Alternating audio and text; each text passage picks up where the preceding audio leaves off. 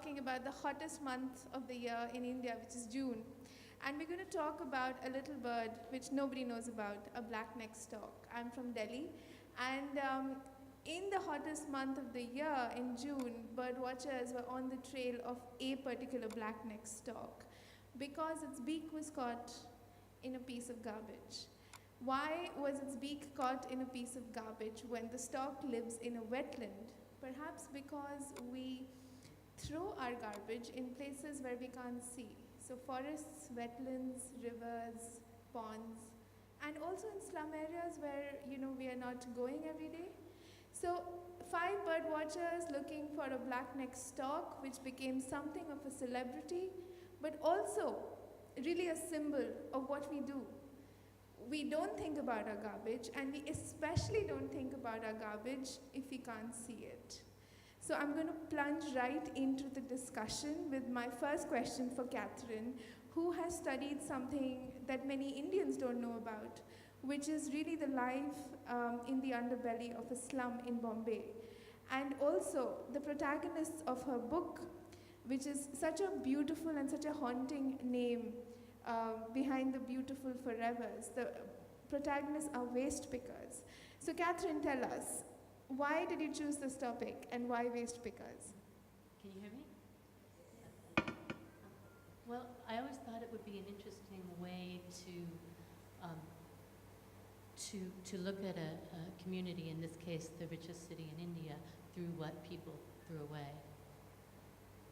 And of course, what I understood about the informal workers in that community and in communities throughout the world is that their work is a public health service, and yet they're treated as a public health hazard. They are ritually dehumanized, dishumanized, as a matter of course. And you think even in terms of the language, instead of saying the bangarwala, you just say the bangar. You treat individuals, complicated individuals, human beings, like the refuse that they throw away. And in the community that I was working in Mumbai, it was in Andheri East. It was right by the international airport. At that time, it was currently being built. And that community was surrounded by 5 luxury hotels. And in this slum community, Anwadi, they were doing the work of collecting garbage at the airport and the hotels and making a living on it. And one of the things that I try to do in my work is listen acutely to individuals like those families and understand how they see the world. And one of the things that was so painful to me is how thoroughly they had internalized the contempt that they received when they stepped out of their communities. One day, a young man named Mirchi Hussain said to me, he summed up the inequalities of his world better than I possibly could have. He said, Katherine, everything around us is roses, and we're the shit in between. And you think about that. He's describing the only community where he's ever lived, home to virtually all the people that he loves, and he's describing that world as shit. Or you have a young man named Sunil Sharma, who said to me, Katherine, I feel like an insult doing this work. Not I feel like I'm insulted, but I feel like the embodiment of an insult. And so the people who do this work go around every day with 2 burdens. One is which that the work itself is going to shorten their lives. It's going to ruin their lungs. It's going to create skin diseases that they lack the medical care to treat. They go about with that full knowledge that to make a livelihood, they're shortening their lives and the quality of their lives, and with the sense every day that the society around them thinks that they're contagious and worthless. And part of what I wanted to do was to create full-bodied portraits of those individuals and the dignity of the work and the service that they provide for the community under those terrible burdens. You spoke about worth, and one of the most interesting things that I find as an environmentalist is that the things we valorize the most are often the dirtiest. So whether it's our holy rivers or even lakes that are important for local mythologies, they carry the burden of our faith, and the burden of our faith is often a lot of garbage. I'd like to move to Assa now, and Assa's pyar ka naam is Assi, so we'll just call him that. Assi has worked with boat men and boat women in Benares. So tell us a bit about what you found. I guess one of the most interesting things for me was when I began as a traveler, traveling to India and coming to Benares, and everybody wants to see Benares. It's a living, breathing museum, and the people who are actually at the junction of this living, breathing museum, however romanticized you want to cast it, are these boatmen, and they've been there for generations. And they deal with tourists, they deal with pilgrims, they deal with Ganga Ma, Mother Ganga. And I found it fascinating the way they interact with the river itself. It's a river that's vilified as the most polluted river alongside the Yamuna. And on the other hand, it's considered pure, pavitra. And the kind of, how do they juggle, how do they reconcile the kind of purity and pollution? And it seems to me like this is something that's more our own problem. They don't see that as a problem necessarily. They can reconcile it very well. And they call themselves Gangaputra, the sons of the river. Not to mention the fact that the Brahmins on the Ghats also call themselves Gangaputra. So there's a whole kind of contestation. Whose mother is Gangaji, is the river. And for them it was really important to highlight their kind of relationships that they have mythical relationship with the river, but they also have a living, breathing relationship with the river on a daily basis. They bathe in the river, they brush their teeth in the river, they ferry pilgrims, and they're very much aware of the waste and pollution that comes from the broken STP sewage treatment plants, the sewage that flows unabated into the river, and they show it to us. Anyone who will go to Banaras will see it for their own, and there's all these Ganga action plans, originally with Rajiv Gandhi, but it keeps on going. There's a lot of money flowing in the Ganga, and they always say, look, they tell us that we should keep the Ganga clean, but what's going on with all the factories upstream and the sewage coming in, and they always have new beautification plans. One boatman told me, they're trying to put lipstick on Gangaji, but she still has a dirty sari, and I think that really captures the fact that it's a mammoth task, but it's very easy to victimize the people who live alongside the river, and maybe we can talk later about the toilets on the river and so on, but they're very much aware of it. They've been there, done that. Yeah. Thank you. Robin, you've just returned from Kerala, and Kerala had one of the worst environmental tragedies, which was this giant flood that just came, and they're talking about garbage now, and we spoke earlier about sewage treatment as well as garbage. What are your insights really from the state of Kerala? It has a very interesting place as the most literate state, but it also has a new place as something that gets affected by environmental disaster. Yes, I think am I audible? Yeah, thank you. I think one of the interesting things about Kerala is the density of the population and of course the problems that go with that density. Kerala has the population of Canada, about 3 crores plus population. In the space of, an island, Kerala's about half the size of the island of Tasmania, one of the small islands at the bottom of Australia. So there's a density in Kerala that makes all these problems so much more pressing. The floods, Malayalis were telling me, many of the people I spoke to in the last few days were saying the floods owed a great deal to the fact that many of the old drainage channels, of course, had been built over by ill-advised apartment complexes and housing developments and so on. And that exacerbated the problems from the floods.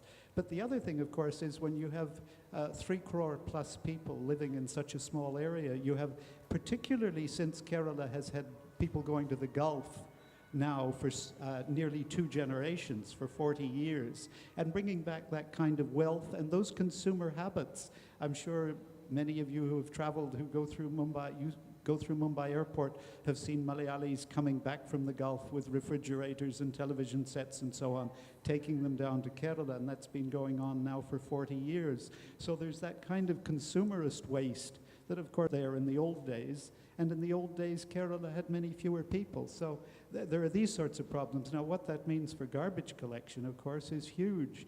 And there's an interesting contest going on, I think, now in policy terms in Kerala, which has a meaning, I think, for the rest of the country. There's a view, I think, held by many in government, both politicians and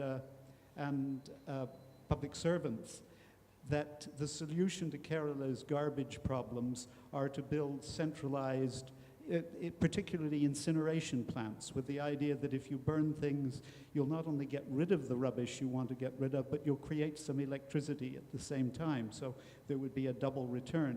The other side of that, the other side of this debate, is the notion that the way to treat garbage in countries with such a huge density of population is to treat everything as locally as you can. So run ward-based mechanisms, ward-based centers for dealing with garbage. And the city of Trivandrum at the moment has 100 wards in the municipal corporation area.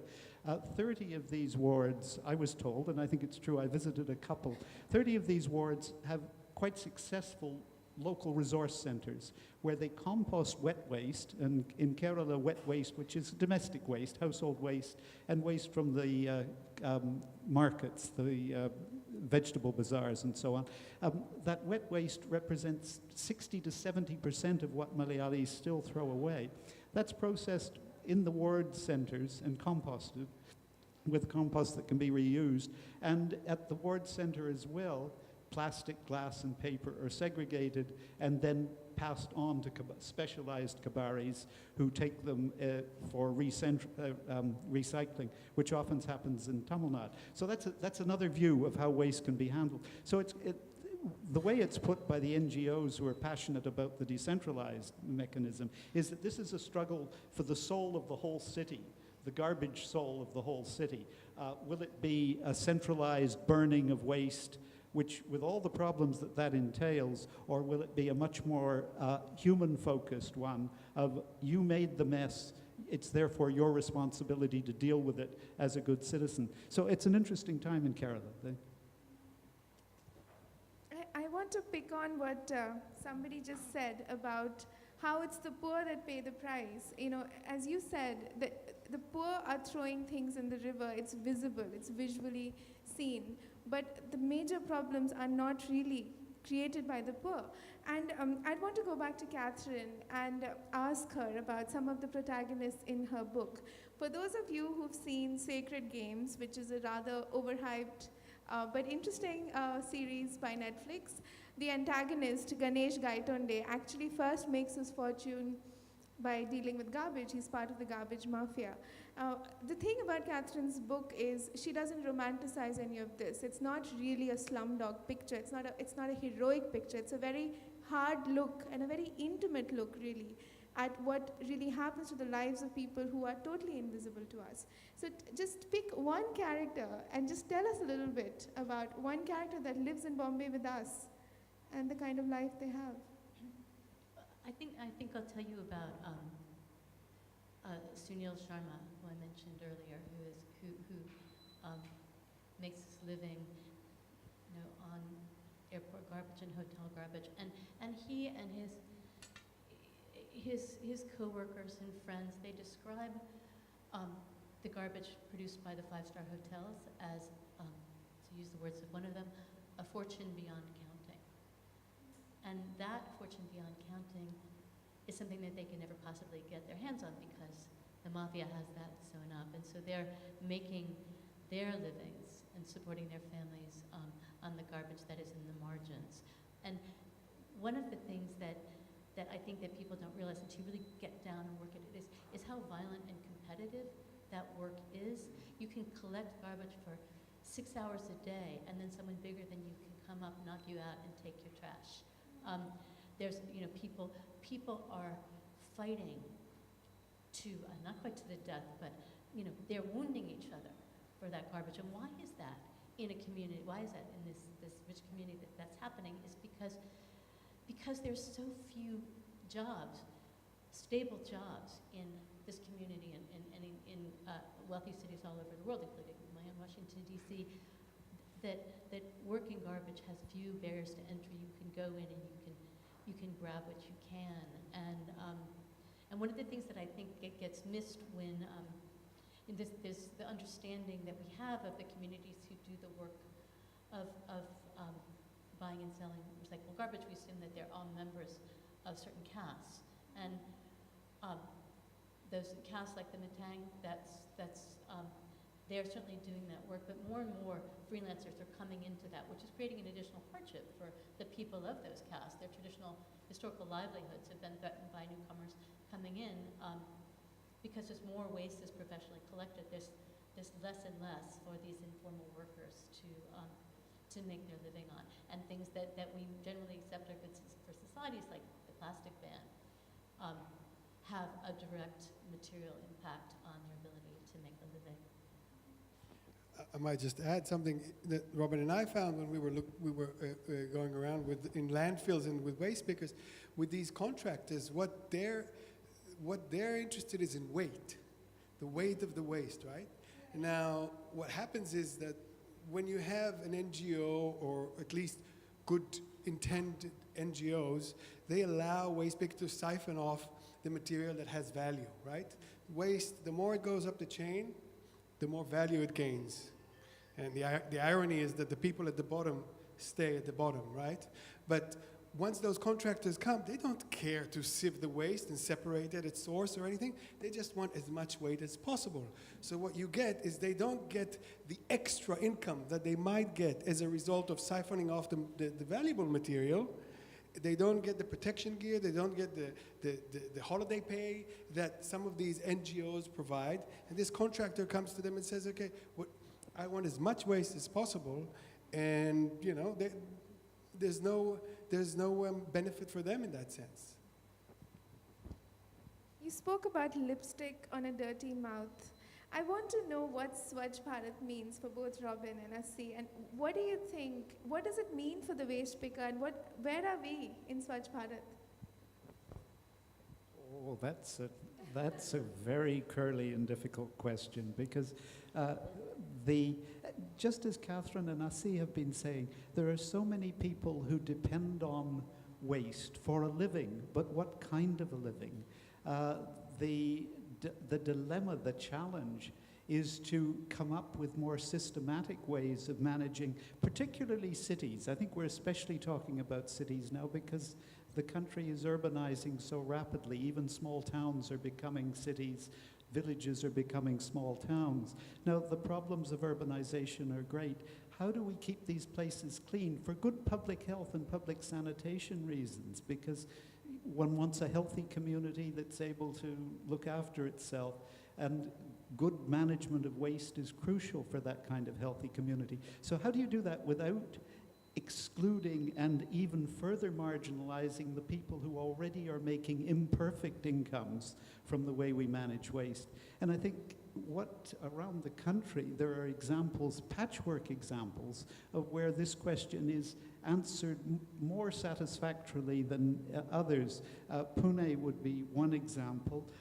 The city of Alleppey in Kerala would be another. The Alleppey model is the ward-based model in which the waste pickers benefit from the collection individually from individual houses or commercial premises, but then have the opportunity of extracting value at the local recovery center before passing on the remnants to the council at the recovery center to either compost, because wet waste isn't very valuable to a waste picker, but plastic, glass, paper, and other things are, then being able to extract value. But that kind of solution, the decentralized citizen-based solution, which includes and can improve the conditions of waste pickers if it's managed carefully, requires just that, relentless oversight, whether from NGOs or from the local municipal corporations.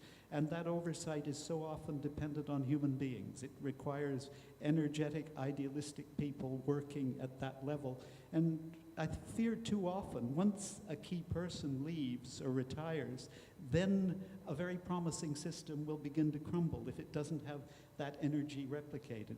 So systematization is one of the difficult questions. The other is taking these local examples and upscaling them, as I think the managerial people say, so that they can cover wide areas.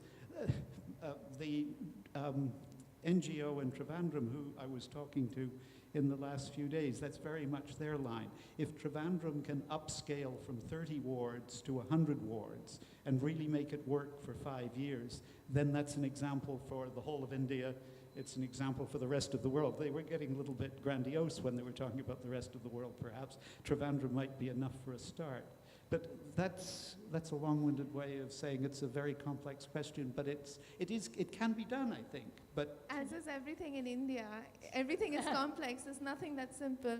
I Yes. just wanted to jump in and tell those of you who don't know about the Pune example, here's an example of a community, and the workers in that community are 85% women who have, Frederick Douglass, power concedes nothing rather than demand. They organized, they joined together, and they pulled off really what you could call the first pro-poor private-public partnership in this country to run the waste system and exclusive contracts. And this was just last year. It was a breakthrough. It's a model.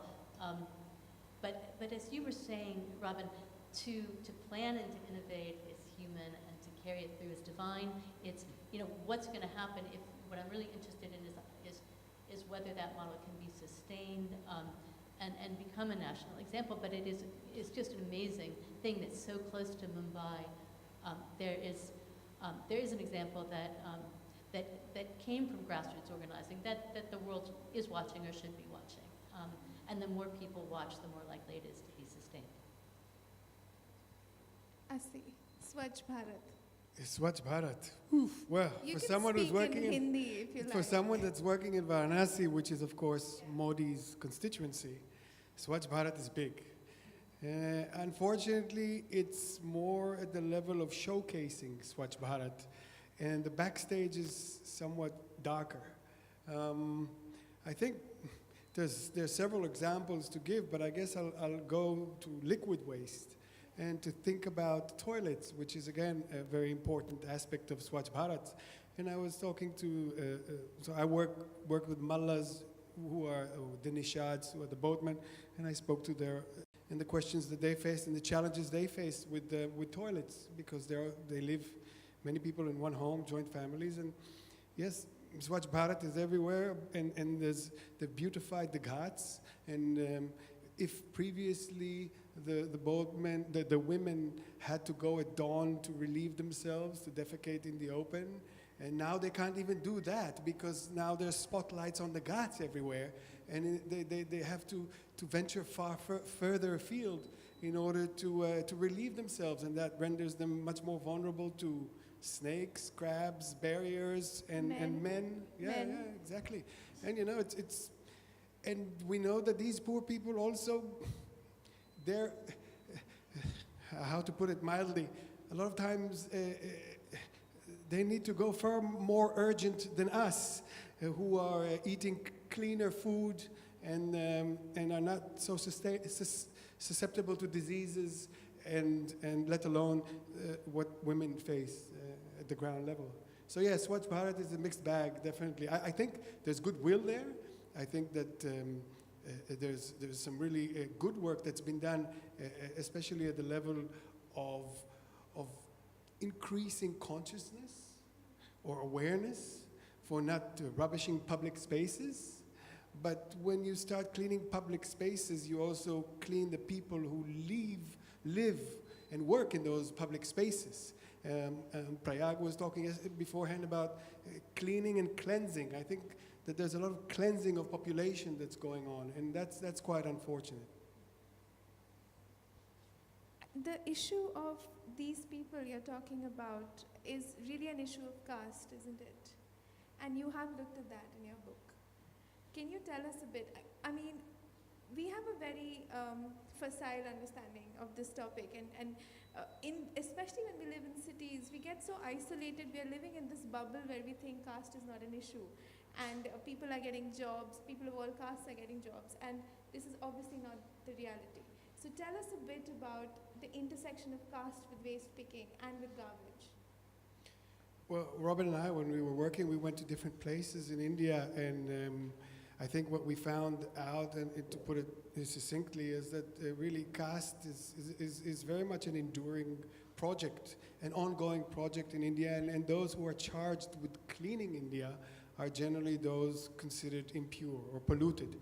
But it's not limited to that. I mean, a lot of the people here in Mumbai or in Banaras and the Bastis and everywhere, they're not only Dalits, they belong to landless laborers. I mean, Katherine writes beautifully about that, to people who are almost destined to become wasted people themselves. I think that's something that we found out, and they're far more vulnerable to these diseases. People in Deonar, the life expectancy is, what, 39 years old?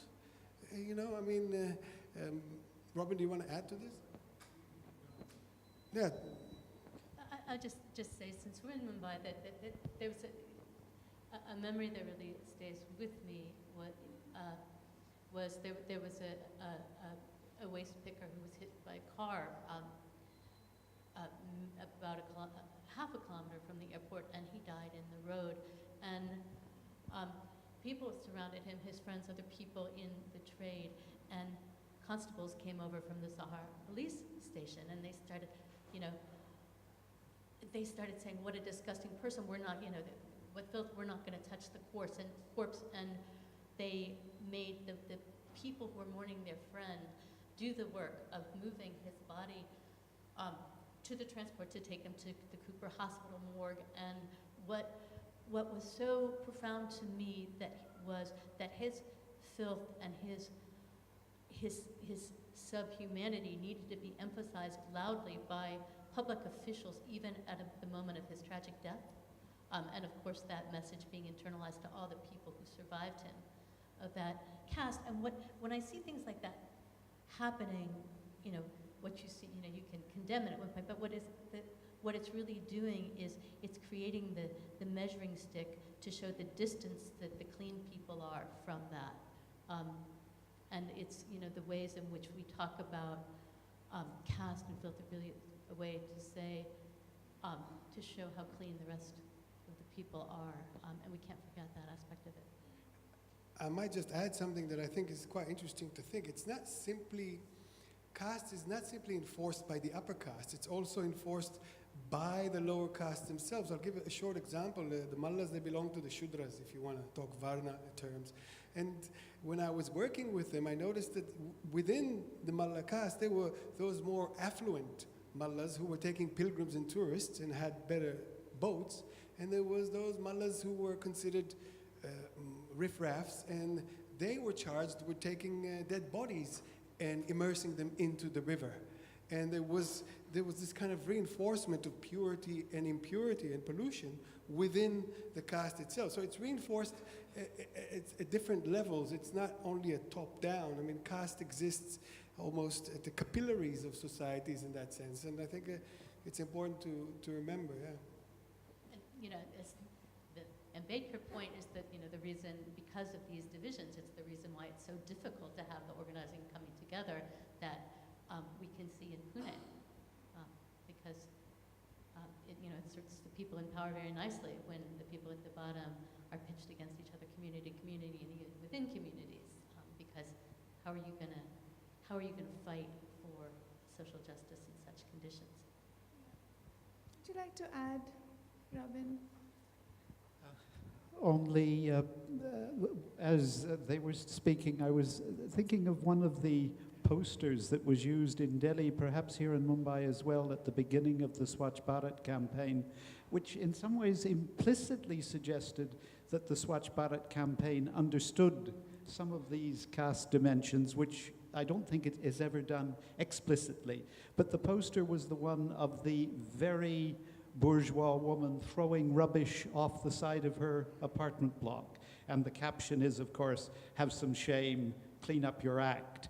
But you could tell she wasn't a Dalit, she wasn't a scheduled tribe.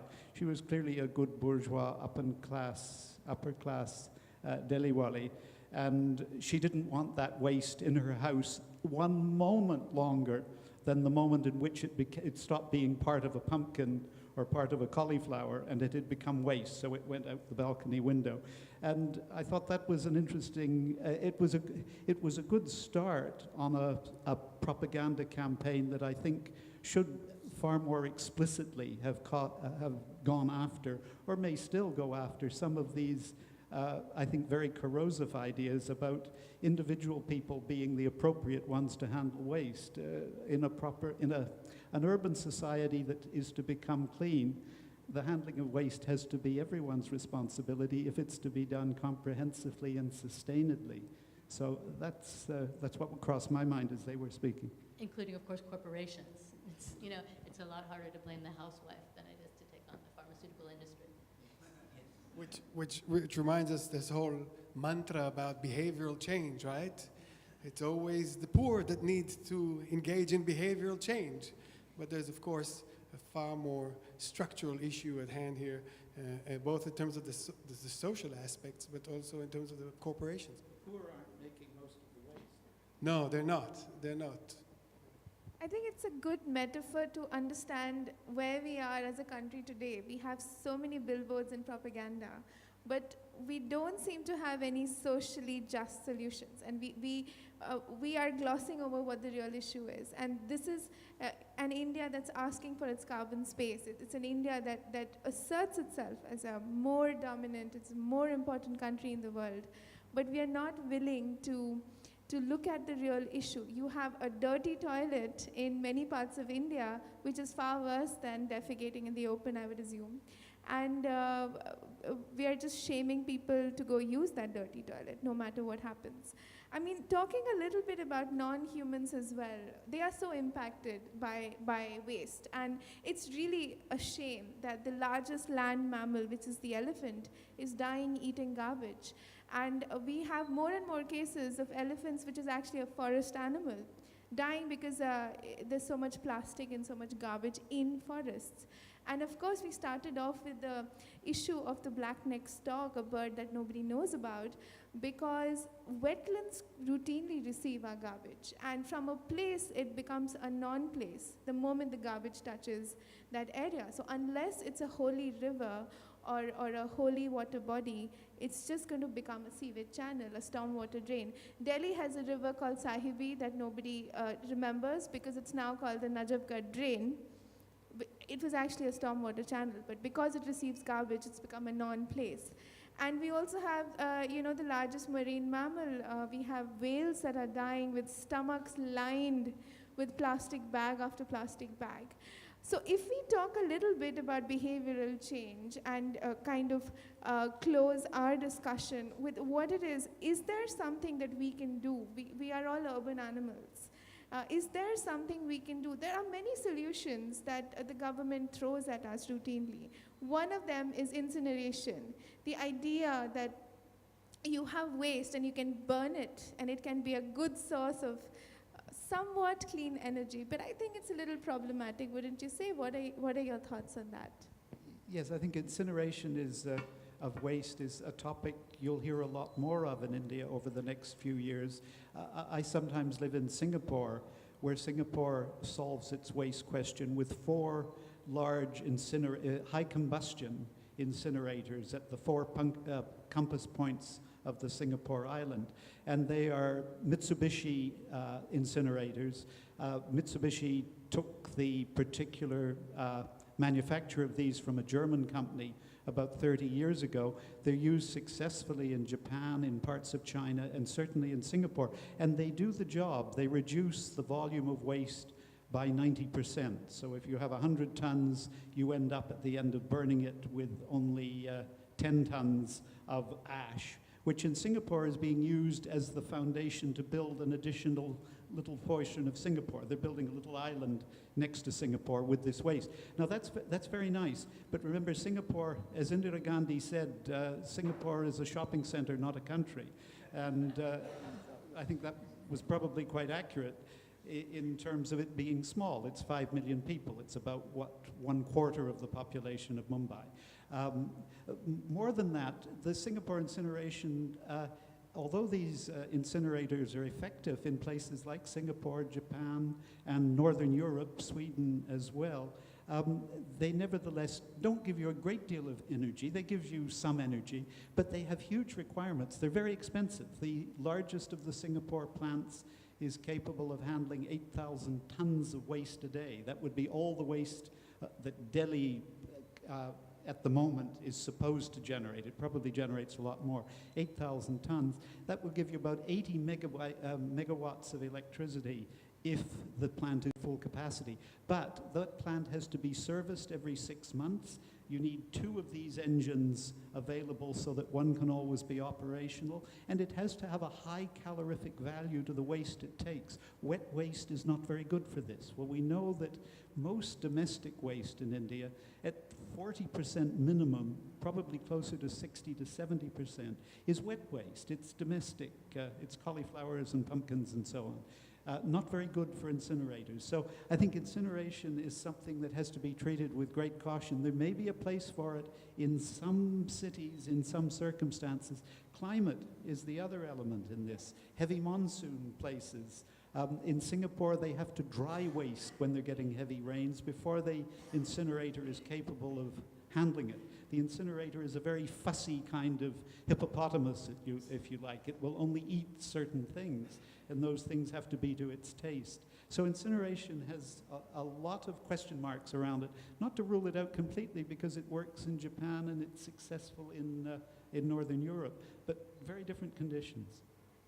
Does it, for the two of you, does it create an impression that we can just keep creating garbage or waste and it'll get taken care of? And is this an issue we need to think about more? Absolutely. And of course, that's what I didn't say in talking about Singapore. Singapore, in spite of all its wonderful record in many ways, has been very slow to get into the recycling thing. It's only in the time I've been going to Singapore, which is the last 8 or 9 years, that Singapore's really started to segregate plastic and paper at source. And once it gets onto this, Singapore will do it very thoroughly, and you'll be severely punished if you don't do it properly. But nevertheless, it's taken a while because it's been so easy to put this high calorific material. Plastic is wonderful. Incinerators love plastic. I also think it's important to remember that it's certainly by far, it's the more affluent people who produce more waste. They flush and forget. They use disposable materials. But also think about Unilever in India and all the sachets that pepper every corner in India that are trying to sell it en masse to the poor, whether it's shampoos or pan masala or what have you. These create enormous amounts in terms of volume of waste that clogs the sewage, that is peppered everywhere on the ground. So it's important to actually see it in a more structural way in which, and ensure that this doesn't happen. I'm just looking at this plastic butter here. We have a choice to drink it or not, right? We can't talk about solving the waste issue without talking seriously about what we consume, and which connects us to the idea of, you can't really talk about waste in a city like Mumbai without talking about the fact that so few people have potable water in low-income communities. So every day people are making, they're risking their livelihoods to have water, and so their dream is to consume more plastic. Their dream is to have what we're sitting in front of, And so part of one of the difficulties of the way that we always construe sort of issues that affect low-income communities as single issues, individual, is that it's so deeply connected to the infrastructure of a country, and so the more people have access to clean, reliable water, whether they're poor, whether they're middle class or wealthy, the less plastic waste we're going to have to consume, and so we can't lose sight of that as a crucial rubbish issue, even though we think of it as something different.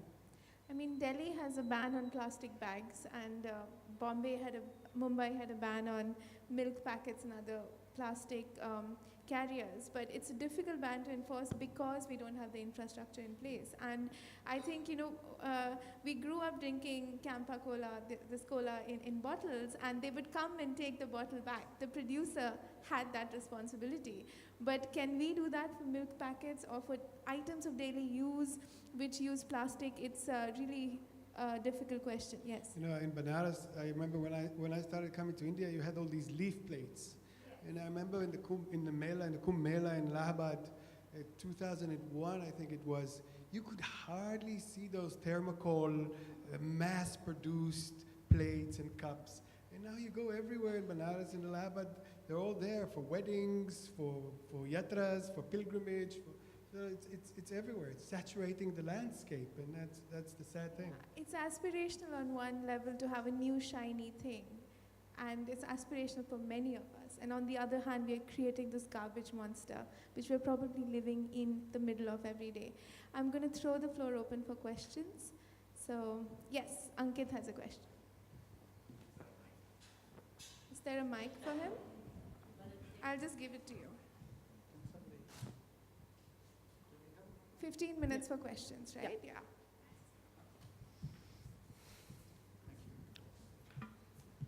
Thank you for this lovely session. I have a couple of questions. The first one is, of course, a largely ignored part of waste is bio-waste. Yeah. Used sanitary napkins, children's diapers, medical supplies that are used and things like that. Right now, most of us, it's exactly what happens with solid waste. If it's beyond your line of sight, I don't really give a shit about how it's being dealt with, as long as it's out of my house. How big is the problem in a country with the demographic that India has? How big is the bio-waste problem? And are there any global best practices that we can take some inspiration and some learning from? Because most civic corporations are not even cognizant of the scale of the problem. I can begin, but this is a topic very close to Asi's heart at the moment.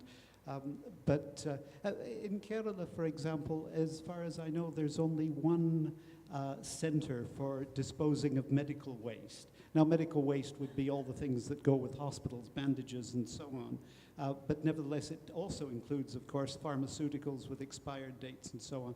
But as far as I know, there is no system for returning unused pharmaceuticals to the pharmacy for proper disposal. So consequently, they go, just as you say, either they're passed on through a kind of chain of quack doctors to be given out as tablets, because every quack doctor needs a big bottle of tablets to give people. They're either disposed of in that way or they're simply flushed away. And flushing away is, as I say, very much his territory right now. I was just talking to Katherine about this. Is something that when I was visiting Hyderabad, I was very much made aware of this because, so Hyderabad is the pharmaceutical capital of India now. Now, antibiotics is no longer something that in the so-called West they produce. It's just not financially viable. It's not like pills for chronic diseases that you take in an ongoing manner. And so you have all this offshoring of antibiotic factories into India. And I was visiting these fortresses, multinational fortresses, trying to penetrate them somehow, or rather, and the villages, the fishermen villages around them, all the talabs and all the bore waters and all the wonderful flora and fauna that was once.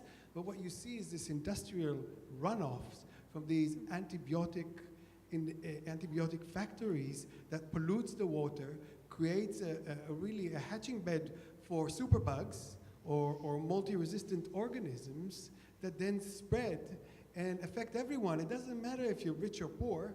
These superbugs, they don't read your bank check. But of course, it first and primarily affects those fishermen that their fish are dying. It creates these skin diseases. It creates all these incredibly difficult things, even scratches. These superbugs are no longer susceptible to the most powerful antibiotics. And then there is a whole slew of other issues I won't go into with middle classes consuming much more meat in the poultry and the aqua industry and the kind of all these growth antibiotics that are poured into the economy, which are creating a perfect storm in India, and it's again it relates to the issue of waste. I might say that just a very quick postscript to that. This is not a problem only for India. My native place is Victoria, British Columbia in Canada, which is the retirement capital of Canada. And the amount of antibiotic being flushed into the Strait of Juan de Fuca is now affecting the fish, apparently. I won't say the fish are growing two heads because they're getting so much unwanted nutrient from all the elderly people in Victoria, British Columbia, who defecate and urinate, and their waste products with all the antibiotic contained in them is going into the water and affecting the fish. So the Canadians have a problem as well. You're not alone in that. It's actually happening in the Ganga as well. We've just started studying antibiotics in the Ganga as if the Ganga didn't have enough problems already. It's not just agricultural runoff or industrial waste or solid waste and sewage. It's also antibiotics. And certain organisms doing better and some of them just dying out. I think I'll have to go to somebody else for questions if that's all right. Yes, gentleman at the back in the white shirt.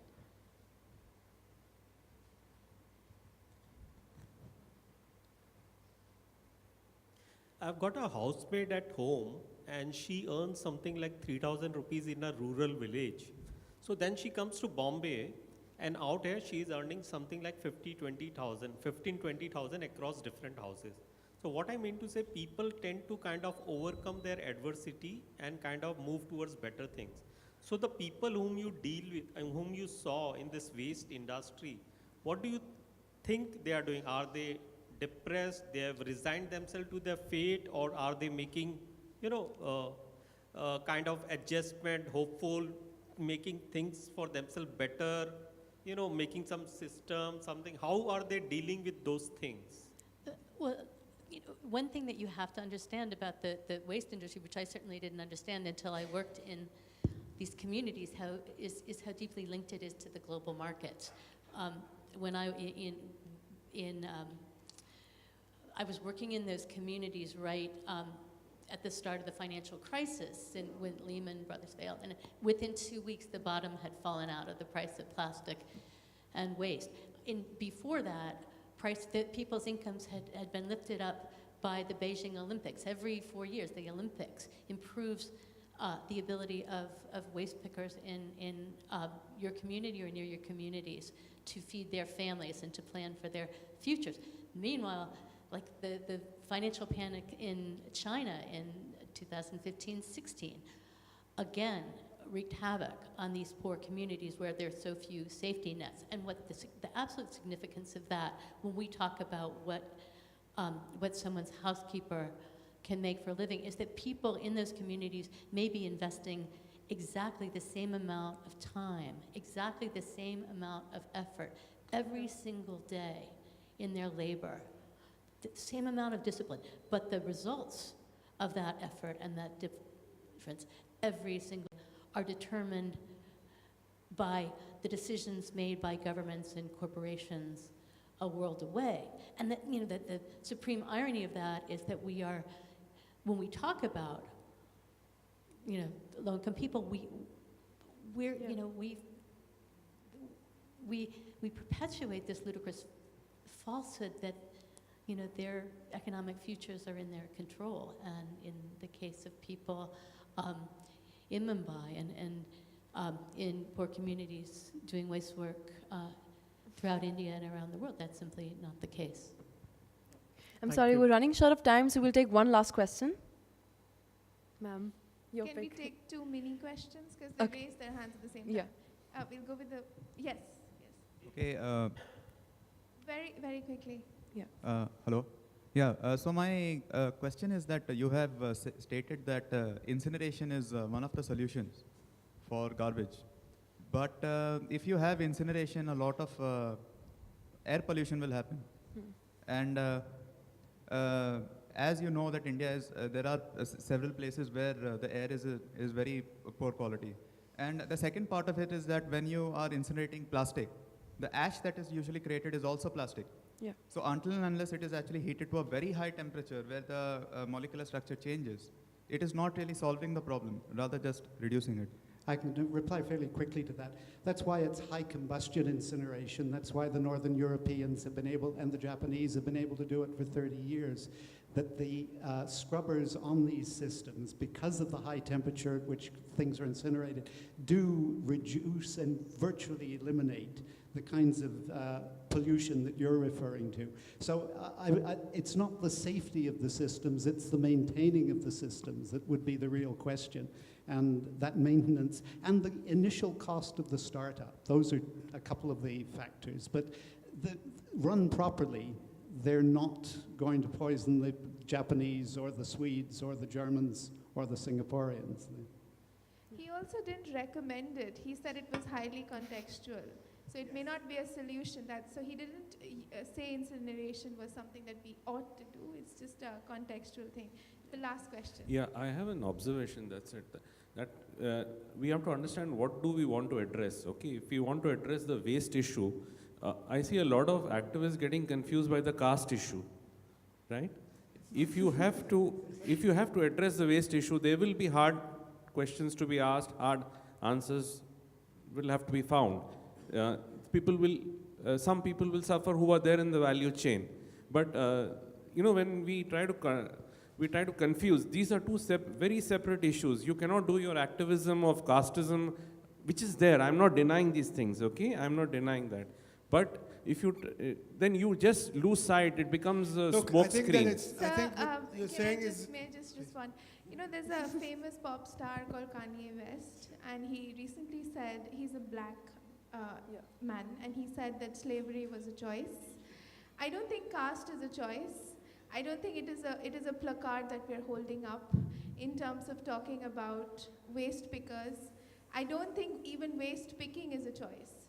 They have to do it because they have no other option. And yes, please go ahead.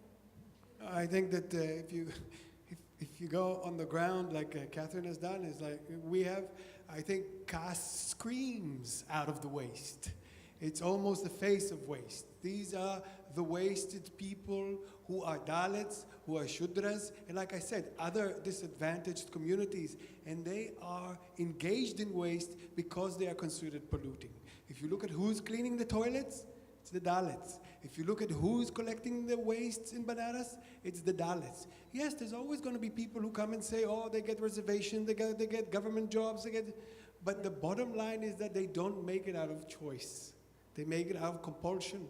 It's the easiest, when you come to Mumbai, to Delhi, to these urban centers, it's the easiest way to enter the economy, as Katherine so eloquently talks about, the unorganized economy. Yes, please, just a minute to address that issue. I think that quoting, beginning with Kanye, was a really eloquent way to do it. But I just go back to the point that the people that I wrote about in the community after the book that I wrote came out and it made some money. It's what you want. And the most important thing people wanted is to make sure that their children never had to do this work, because this is work. I mean, you think about your laptops, your phones, or whatever, that e-waste, the people who deal with it when you throw it away. Some 75% of those workers have lung diseases. The people in the community that I work with die terrible deaths, young, because their bodies give out. Nobody who has better options wants to do this work, and to try to take caste out of the reason that the people who do this work is is to be absolutely blind to what's in front of our faces as a society. Thank you to my wonderful panel.